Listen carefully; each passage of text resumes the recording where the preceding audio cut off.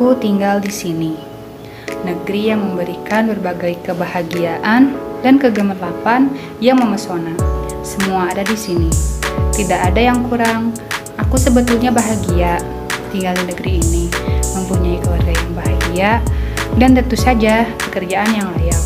Ini negeri tujuan dan mimpi semua orang. Tertata rapi, indah, dan tentu saja teknologi yang sangat maju. Di negeri ini, apapun dan siapapun wajib harus menyebarkan dan melaporkan semua kegiatan melalui teknologi yang mudah diakses, apapun jenis dan bentuk kegiatannya. Foto dan deskripsi singkat kegiatan itu harus muncul dan langsung diunggah pada media yang sudah disediakan oleh pemerintah negeri ini, sehingga para pemimpin di negeri ini dapat mengetahui dan memantau segala aktivitas rakyatnya. Tujuannya tidak lain hanya untuk kemajuan dan ketentraman negeri. Wah, aku sangat salut dengan negeri ini. Pernah suatu pagi, Udin akan mengantarkan anaknya ke sekolah. Tidak lupa dia akan mendokumentasikan kegiatan penting itu untuk dilaporkan kepada pemerintah dengan tulisan, "Hari ini anakku pergi ke sekolah." Pertamanya, Ibu Ito, seorang pedagang sayur di pasar yang sedang menjajakan bayam, kangkung, wortel, dan seterusnya, tidak lupa sebuah foto untuk dilaporkan kepada pemerintah. Bahkan imam besar masjid pun wajib bersuah foto sebelum melaksanakan ibadah kepada Tuhan. Tak lupa dengan catatan, semoga salat zuhur ini diterima Tuhan. Amin. Pernah suatu hari, Pak Johan lupa mengunggah foto dia ketika wisuda anaknya. Besoknya, Pak Johan dipanggil Densus 99 karena dianggap makar dan melawan hukum serta undang-undang pemerintahan yang sah. Hampir saja Pak Johan dihukum dalam waktu yang lama sebelum anaknya dapat mengeluarkan sang ayah dari penjara dengan segepok uang jaminan. Aku berada di negeri ini sebetulnya bukan karena keinginan, mimpi pun tidak, aku hanya terjebak. Jadi begini ceritanya.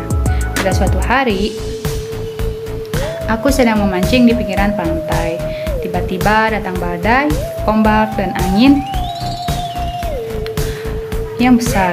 Aku tidak tahu, tiba-tiba aku terdampar di negeri ini. Aku juga tidak tahu mengapa aku tidak tahu dan tidak tahu menjadi tidak tahu.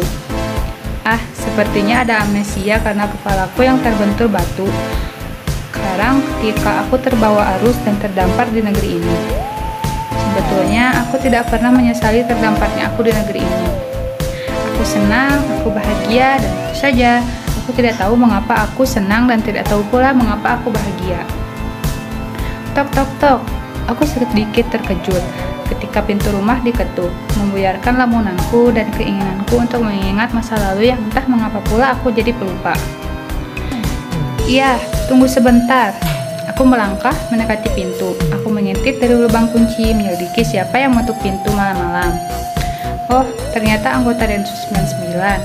Wah, nyaliku semakin ciut. Langsung aku buka, membungkuk tanda hormat. Aku bertanya, ada apa? Anggota Densus 99 hanya mengatakan singkat saja, "Pak Eko dipanggil tuanku yang mulia sekarang. Saya akan mengantar Bapak." Aku bingung, sekaligus takut, karena bagiku dipanggil tuanku yang mulia pasti masalah. Pasti ada yang penting, pasti sesuatu yang besar. Aku melirik jam. Dinding sudah pukul 23.30. Wah, hampir setengah malam. Baiklah Pak, saya akan bergegas mengganti pakaian dinas dulu. Sebaiknya cepat Pak, jawab putusan itu dengan putus.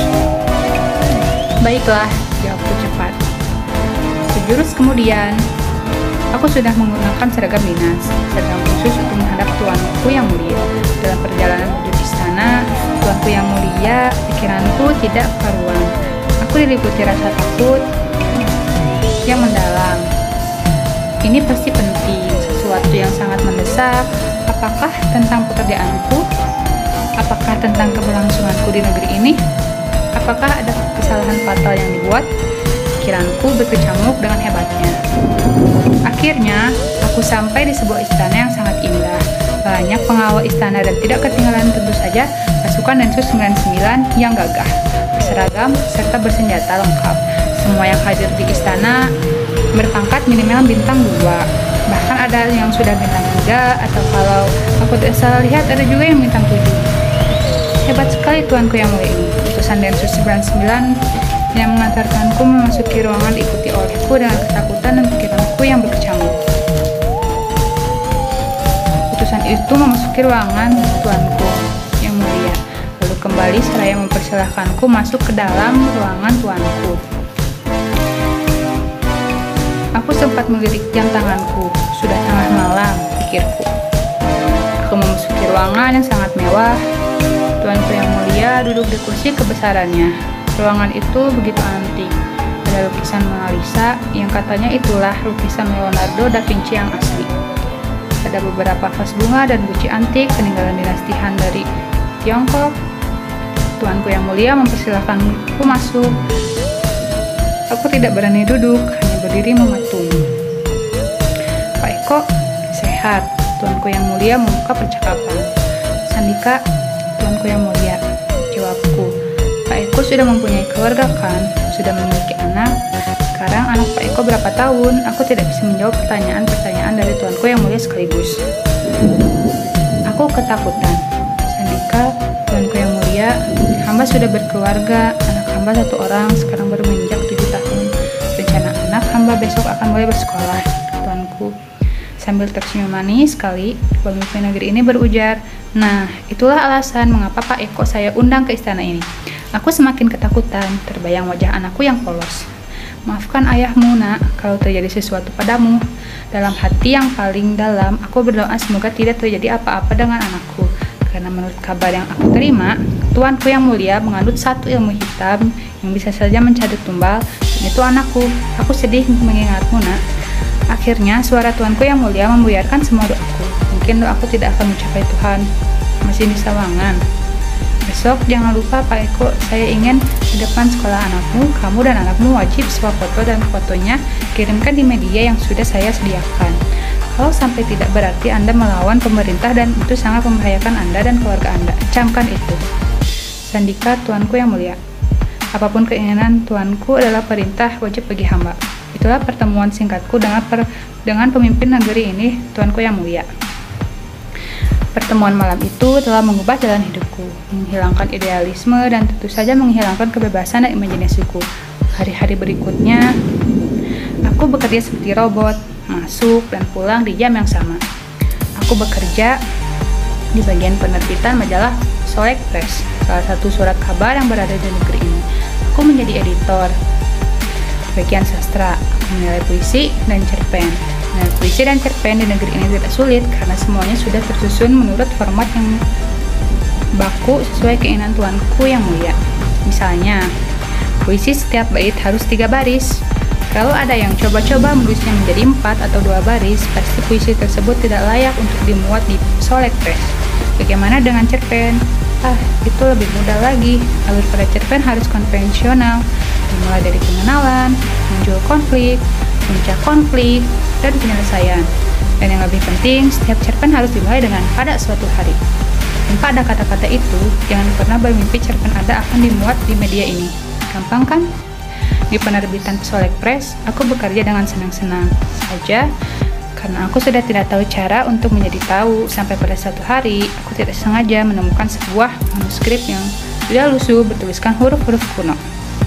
Bahasanya tidak aku kenali, tapi aku sempat melihat tulisan semacam ini pada sebuah azimat yang diberikan kakek sebelum beliau berpulang.